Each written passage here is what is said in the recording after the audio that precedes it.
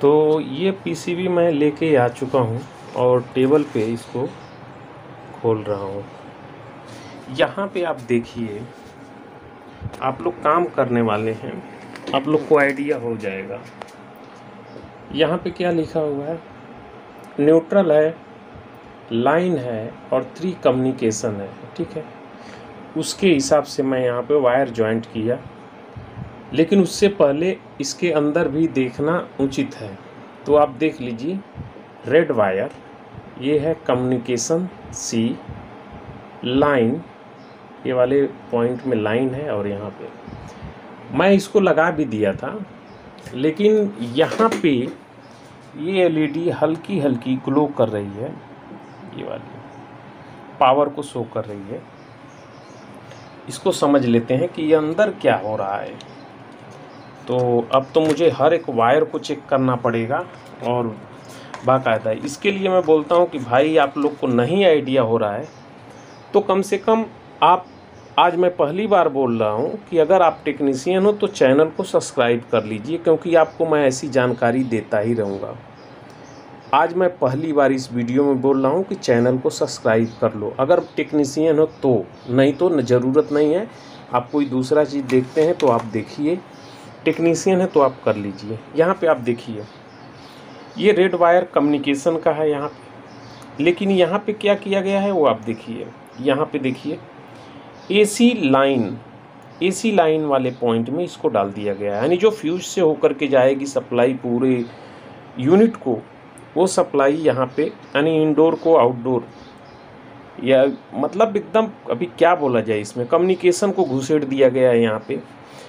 और जो यहाँ पे जो वायर है, लाइन की वायर, इसको आप देखिए, ये है लाइन की वायर, ये चली गई है न्यूट्रल पे, एसी न्यूट्रल लिखा हुआ है, ये यहाँ पे डाली हुई है।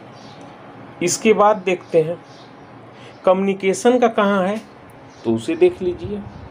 ग्राउंड यहाँ पे है, ये गया कम्युनिकेशन और चला गया यहाँ पे, देखिए कम्युनिकेशन ये है। तो कम से कम इतना आप लोग को तो आइडिया करना पड़ेगा कि हम कर क्या रहे हैं। तो अभी मैं इस वायर को परफेक्ट कर ले रहा हूँ, कंप्रेसर में लगा करके चालू करने की कोशिश करता हूँ, फिर आगे बढ़ते हैं। तो अभी मैं कम्युनिकेशन पे अटैच कर दिया और न्यूट्रल लाइन को न्यूट्रल पे कर दिया, और जो एसी इन है उसको एसी इन पे कर दिया। अब फिर मैं इसको एक बार ऑन करने की कोशिश करता हूँ, क्योंकि मुझे मालूम है कि इसमें बिना ऐसा कुछ किए तो होगा नहीं। यहाँ पे कुछ पॉइंट है, स्विच है, वो किस लिए है उसको बाद में समझेंगे।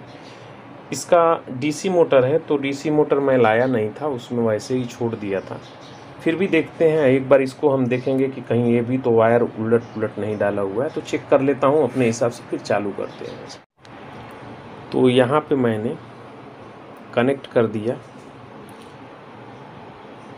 फैन मेरे पास यही है, ये थोड़ा स्लो चल रहा है, और इसका कारण है कि ये उसमें दूसरी टाइप की मोटर थी। मुझे इंडोर खोलना भी नहीं आता है, मैं ईमानदारी के साथ बता रहा हूँ, मैं फील्ड में काम नहीं करता हूँ। तो अभी ये देखिए, मैंने सब कनेक्ट कर दिया। ईमानदारी के साथ बता रहा हूँ कि इसके अंदर मैंने कुछ भी रिपेयर नहीं किया है, तो इतना आप याद रखिए। चीटिंग की वीडियो एक भी नहीं आपको मिलेगी। ये जो है डाइकिन का लगाया हूँ, ये जो बोलते हैं रिएक्टर बोलिए, ट्रांसफार्मर बोलिए, जैसे आप समझिए, कॉयल बोलिए, लेकिन ये एक्चुअली में रिएक्टर ही है। और इस सबसे बेस्ट अगर बोलेंगे चौक है तो चौक भी है ये। इसका काम बेसिक आप समझ जाएंगे तो उस दिन आपको आसान है।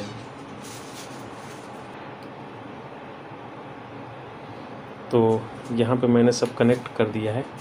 ये रिएक्टर भी दूसरा है, और इसके अंदर जो मोटर लगी है ये मोटर भी दूसरी है, यानी जो कंप्रेसर है ये उस नंबर की है कि वो मैंने देखा ही नहीं कंप्रेसर को, मैंने सर्किट निकाला क्योंकि अपने पास टाइम कम थी। ये डाइकिन का है और इसके साथ में तो अटैच कर दिया हूँ और चालू भी होगा। इसमें डीसी फ़ैन है, तो डीसी फ़ैन मैंने लगाया नहीं। यहाँ पे मैंने ये पैनासोनिक में लगने वाली मोटर लगाई है, लेकिन इसकी मोटर अलग टाइप की थी, तो वो थोड़ा अजीब है क्योंकि स्लो स्लो चल रहा है। तो स्लो भी चलेगा तब भी मेरे समझ से इसकी जो फ्रिक्वेंसी है वो बराबर बन रही है। और कम्युनिकेशन का इसमें जो है, आप देखिए इसमें एक लाइट जलती रहती है, तो ये शो करता है कि हाँ कम्युनिकेशन का इधर से प्रॉपर चल रहा है। डिस्प्ले नीचे साइड में है, तो चेक करने का मकसद था यही मेरा कि इसको चेक कर लेते हैं कि हाँ क्या कंडीशन है। और इतना वायर का हेर फेर इधर उधर करना ये कुछ उचित नहीं लग रहा है, क्योंकि टेक्नीशियन की छोटी सी गलती की वजह से सामने वाले कस्टमर का तो अभी चालू भी हो गया और सीरीज में है, तो प्रोटेक्शन मोड इसमें E4